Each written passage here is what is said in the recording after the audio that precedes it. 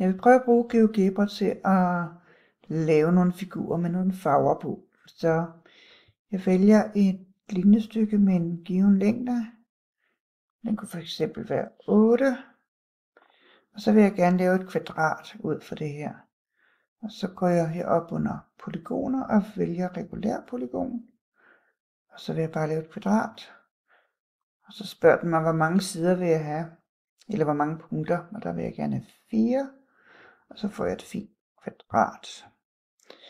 Og så tror jeg, at jeg vil putte nogle halvcirkler på det.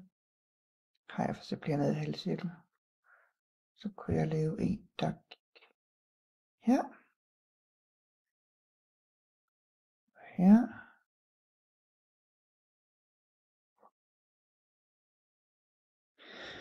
Og så kunne jeg godt tænke mig at putte lidt farver på.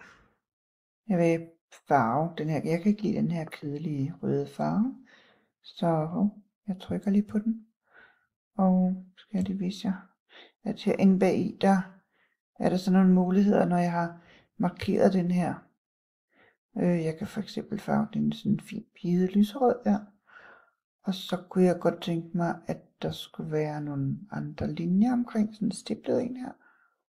Og så vil jeg gerne farve dem udenom. Der tror jeg vil have sådan nogle andre tøsefarver her. Og jeg vil have den hele farvet. Sådan. Og ja, det kunne jeg også gøre ved den der. Og jeg skal lige markere den. Den kunne være. Så bliver den. Og så skulle det være sådan. Ja, det er lidt kedeligt. Men det kunne jeg bruge noget tid på. Så kan man også gøre det med linjer. Selvfølgelig. Hvis jeg laver en linje, der går igennem de her 2 punkter.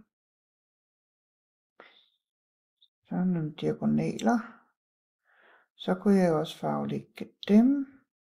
Og der skal jeg først have valgt en farve.